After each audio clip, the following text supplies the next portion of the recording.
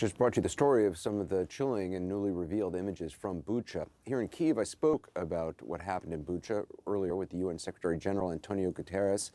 He'll be meeting tomorrow with Ukrainian President Zelensky. In Moscow yesterday, he sat down with Vladimir Putin, hoping, among other things, to begin to create humanitarian corridors, effective ones, for the civilians trapped in Mariupol. This is his first and only English-language interview since that meeting with Vladimir Putin. Were you satisfied with what you heard from Vladimir Putin yesterday? Well, I think it was a very useful meeting. First of all, because it was possible to tell President Putin the same things I say in New York, or I'll be able to say here in Kyiv, which means that the Russian invasion is against the Charter of the United Nations. It's a violation of the territorial integrity of the Ukraine, and that this war must end as quickly as possible. And at the same time, our concerns about the violations of international humanitarian law, human rights law, the possibility of war crimes. So I could express these concerns very clearly, very openly, and at the same time had a very serious discussion on how we can at least minimize some of the most dramatic situations. And I concentrated my efforts in humanitarian aid and evacuations, corridors, and in particular, the situation of the civilians that are trapped in the steel factory in Mariupol. There may be as many as 1,000 civilians in there at last count.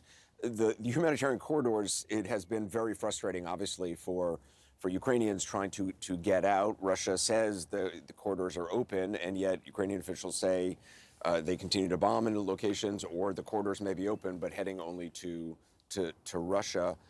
Do you believe Vladimir Putin would allow civilians in Mariupol to leave to Ukraine? Let's be clear.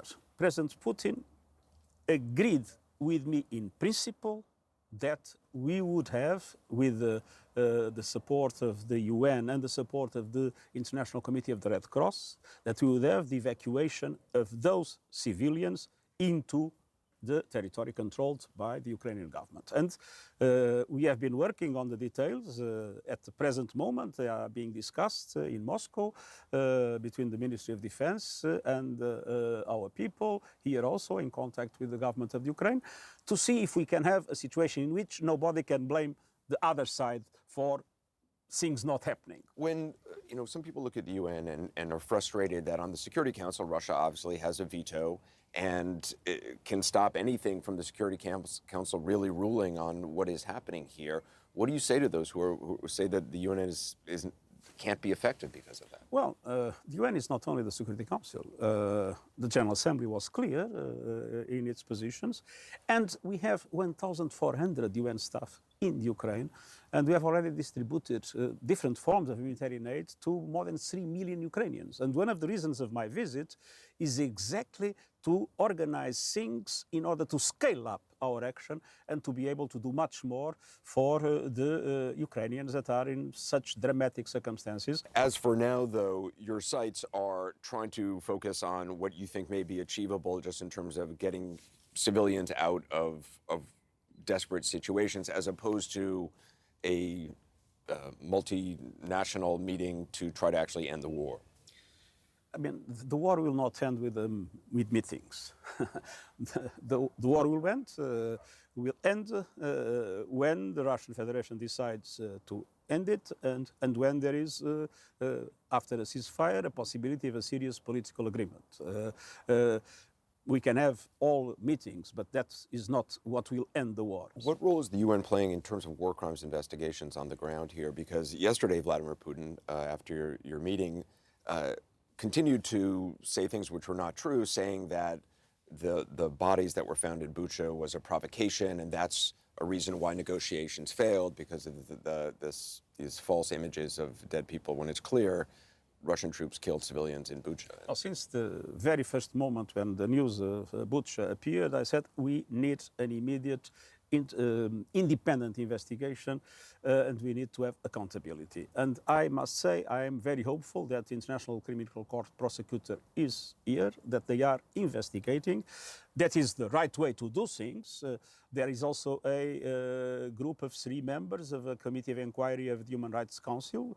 There are monitors in the Office of the Human Rights High Commissioner, and I hope that the truth will be fully established and that responsibilities can be attributed, and then the accountability can be effective. Finally, General Milley in the United States yesterday said that the international order is under threat. The global order that has held the world together since World War II is under threat based on what is happening here if Russia is allowed to be victorious.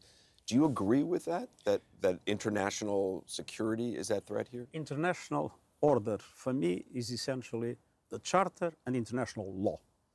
There was a violation of the Charter and international law. It is very important to establish the principles of the Charter and to make international law something everybody is forced to abide by. Well, just one more question. When you talk to Vladimir Putin, do you use the word war? Do you use the word invasion? Look, I say exactly the same things in Moscow that I say in Kyiv and that I say in New York. And that is how the United Nations can be credible. If we go to each place and say whatever people like to hear in that place, we will completely lose credibility. It was Lavrov who raised the specter of nuclear weapons being used. How big of a concern is that for you?